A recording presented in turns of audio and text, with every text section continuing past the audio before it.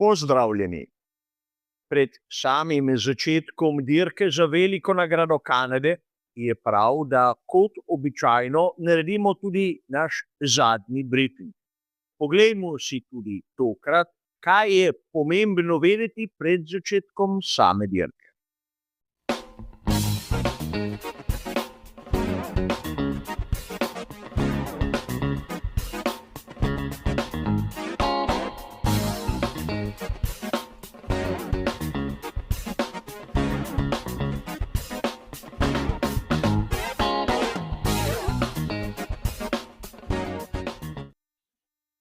Tudi danes bo kot običajno zadnji brifing razdeljen na 3 dele. V prvem si bomo ogledali, kaj se je zanimivega zgodilo na sprintu ter kvalifikacijah za nedeljsko dirko. V drugem delu si bomo ogledali ritem ter zanimivosti povezane z telemetrijo.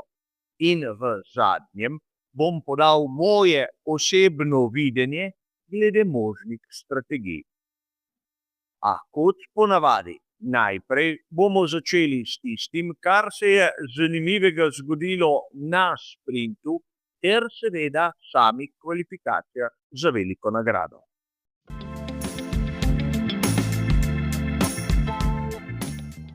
Na samem sprintu smo videli, zakaj je nam navdušencem Formula 1 všeč. Namreč Andrea Kimi Antonelli je pokazal, iz kakšnega testa je. Ko je napadal svojega moštvenega kolegu Georgea Russella, se je držal, bodimo iskreni, znotraj tistega, kar mi navdušenci poznamo kot Papaya rules. S to razliko, da pri Mercedesu teh internih pravil nimajo.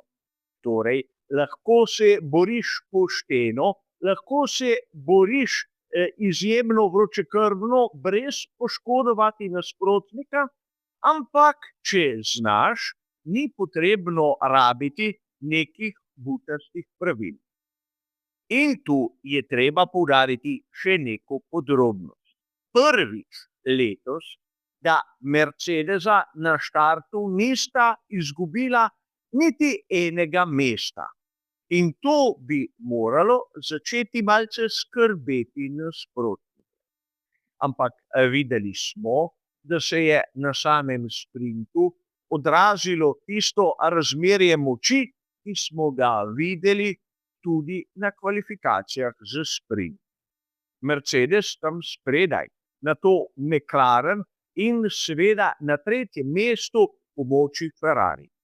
Res, Lando Norris je prišel na 2. mesto, ampak ne smemo pozabiti, da je Andrea Kimi Antonelli v svojem gorečem boju z Georgeom Russellom napravil ogromno napak in tam izgubil precej metrov in tudi kar nekaj časa. Če je znal Lando Norris izkoristiti priložnost, sem bil osebno izjemno razočaran nad Oskarjem Piastrijem. Piastri je svoje mesto izgubil v primerjavi z Lewisom Hamiltonom že takoj na štartu. In šele v zadnjih delih sprinta je prišel nazaj tam, kjer bi ga morda lahko pričakovali. In tu je treba povedati, da Lewis Hamilton je imel, bodimo iskreni, soliden sprint. Bil je bojevit, znal je izkoristiti priložnost, imel je dober štart, praktično do samega zaključka sprinta, kjer je napravil napako in podrsal svojim Ferrarijem ob tisti znani zid šampionov. Nato je izgubil 4. in kasneje tudi 5. mesto. In tu ne smemo mimo Charlesa Leclerca, ki je bil celoten sprint neprepoznaven. Seveda na koncu je končal dirko pred svojim moštvenim kolegom, ampak po mojem skromnem videnju ne toliko zaradi svojih zaslug. In tu bi vas rad opozoril na neko zanimivost. Na uradni spletni strani Formule 1 smo lahko prebrali izjavo Charlesa Leclerca, ki je bil, vsaj tako navaja članek, izjemno optimističen glede dirke za veliko nagrado. Govorimo seveda o izjavi, ki jo je podal takoj po sprintu. Težava je, da je prav Charles Leclerc dejal, da je ta vikend posvečen veliki nagradi Kanade eden izmed njegovih najslabših, če ne najslabši nasploh. In to, da nekaj pri Charlesu Leclercu ni v redu, smo videli na kvalifikacijah, kjer ni bil samo za Lewisom Hamiltonom, temveč tudi za obema Red Bulloma. A k temu se vrnemo malce kasneje. Najprej bomo pogledali, kaj se je zgodilo tam na vrhu. In lahko bi dejali nič novega. George Russell pred Andrejo Kimijem Antonellijem z identično razliko, kot smo jo videli na kvalifikacijah za sprint. In tu bi lahko dejali, da 68 tisočink je izjemno majhna razlika in zgolj slučaju se je treba zahvaliti za to zanimivost. Ampak tu je treba poudariti, da kot smo že dejali v uvodnem prispevku, je proga Gilesa Villeneuva pisana na kožo Georgeu Russellu. Vidi se to po njegovih preteklih rezultatih. In če je Andrea Kimi Antonelli tako blizu, tako konkurenčen in tako samozavesten, lahko pričakujemo srdit boj na dirki. V drugi vrsti vidimo oba McLarena, zopet v enakem vrstnem redu, kot smo ju videli na prejšnjih kvalifikacijah, kjer bi zopet lahko dejali, da Oscar Piastri nas je malce razočaral. A dajmo mu priložnost še na dirki, da pokaže, ali zna obrniti zadeve v svoj prid, ali pa bo nadaljeval s tem trendom. Nato zopet Lewis Hamilton, ki je konkreten, ampak priznajmo si nič posebnega, oba Red Bulla in že prej omenjeni Charles Leclerc, ki je tukaj in sedaj vsaj mene razočaral. Namreč Charles Leclerc je mož kvalifikacij bolj kot samih dirk. In tako slabe forme nisem videl že res dolgo časa in lahko bi dejali, da je velika nagrada Kanade v sezoni 2026 morda najslabša v njegovi karieri. A videli bomo, kaj se bo zgodilo seveda na dirki. Tu bi rad poudaril še dva zanimiva rezultata. Prvič, Arvid Lindblad je prišel v tretji del kvalifikacij po točki, ki jo je osvojil na samem sprintu. In zopet, tu bi vas rad spomnil, da sem mladega Britanca hvalil že v Formuli 2 in Formuli 3.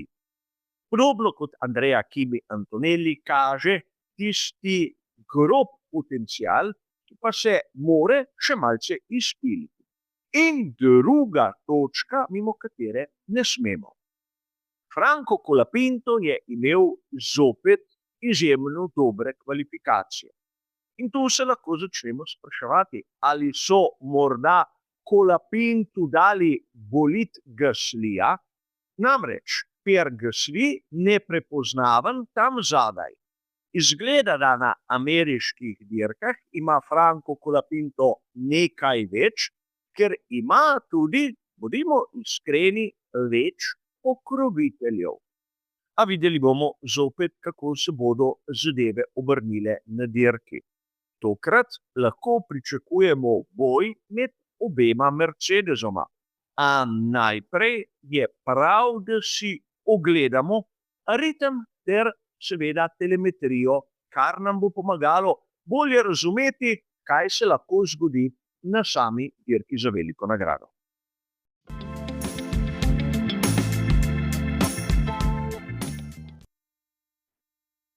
In tokrat, kar se tiče projekcij vezanih na ritem, si bomo vzeli podatke, ki smo jih dobili v samem sprintu.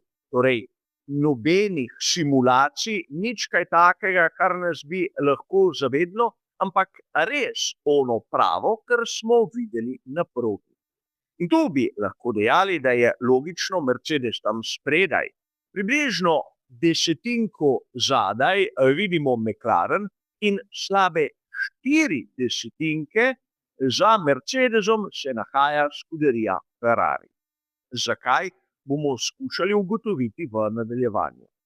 Približno dobre pol sekunde za Mercedesom dobimo Red Bull in ostali, po ritmu, ki izhaja iz samega sprinta, so izgubljali po več kot sekundo na krog. Torej, zopet bi lahko dejali, da vsaj na papirju Mercedes nima konkurence na sami progi, druga sila je McLaren, tretja Ferrari in takoj za njimi Red Bull. A kot sem že dejal, morda premnogokrat. Proga, dirka, velika nagrada bo pokazala one prave rezultate. In tu je treba se sedaj ustaviti pri nekih zanimivosti. Najprej pri telemetriji si bomo ogledali, zakaj je morda McLaren malce počasnejši od Mercedesa.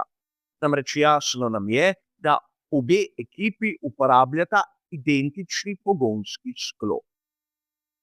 In tu bi vam rad pokazal ta izsek iz telemetrije, kjer vidimo lahko nekaj zanimivega. Gre seveda za podatke iz kvalifikacij. Če se ozremo sedaj na začetek in konec kroga, bomo takoj ugotovili, da Lando Norris nima končne hitrosti. In tu bi marsikdo se začel spraševati, zakaj. Namreč jasno nam je, da tisti segment, ki je na začetku in oni segment, ki je na koncu kroga, nekako pašata skupaj. In tu bi sam dejal, da pri McLarenu imajo drugačen software, kar se tiče tistega električno-hibridnega dela. Namreč tu je videti, da so pri Mercedesu morda naredili korak naprej.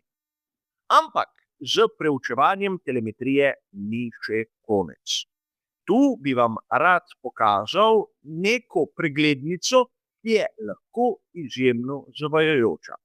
Vidimo končne hitrosti in končna hitrost Ferrarija je v primerjavi z prejšnjimi velikimi nagradami naravnost odlična. In mnogi bi se na to lahko začeli spraševati, pa zakaj je Ferrari v resnici pod pričakovanji, če ima tako visoko končno hitrost, in sem tolikokrat ponavljal, kako je prav končna hitrost ena izmed največjih hit scuderije Ferrari v letošnji sezoni.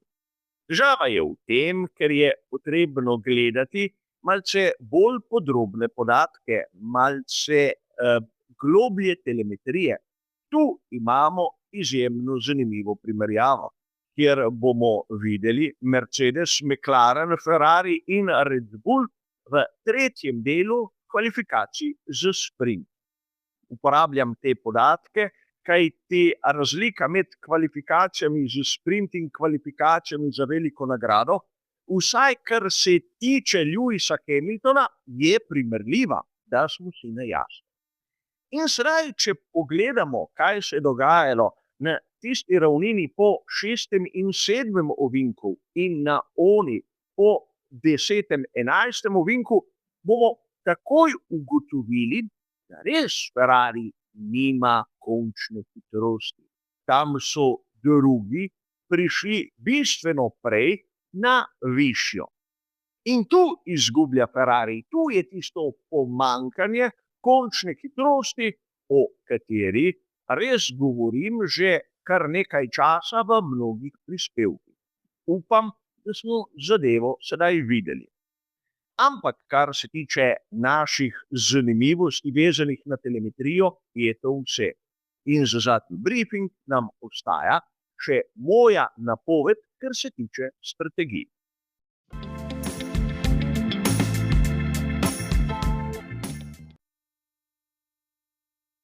In tu velja poudariti, da kot običajno gre za mojo napoved, ki je lahko pravilna ali pa tudi napačna. In kot običajno vam ponujam 3 ločene poglede.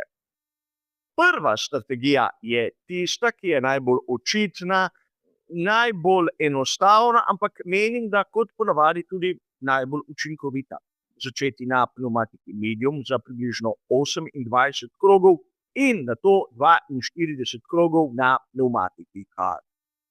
Nato imamo neko varianto, ki pa po mojem mnenju ni tako hitra, ni tako dobra. Začeti na pnevmatiki soft, odpeljati približno 15 krogov in nato 55 krogov na pnevmatiki hard. To bi si lahko privoščili prvič tisti, ki imajo set pnevmatike soft, ki jim je ostal iz kvalifikacij, in drugič tisti, ki začenjajo morda tam v 4., 5., 6. vrsti. In seveda še tretja varianta, ki je tu, bodimo iskreni, samo zaradi števila in je nekako vzela navdih po tistem, kar se je na progi dogajalo lani. Začeti na pnevmatiki soft, odpeljati 17 krogov, nato 35 krogov na pnevmatiki medium in ponovno 18 krogov na pnevmatikah soft. Seveda zavedajmo se, da lani smo imeli drugačen izbor mešanic in tu sem nekako vlekel vzporednico med onim, kar smo videli lani, in onim, kar bi lahko bilo letos idealna izbira za 2 postanka. A v tretjo varianto ne verjamem. Tako, tudi tokrat smo prišli do konca našega zadnjega briefinga. Hvala za vašo pozornost in nasvidenje.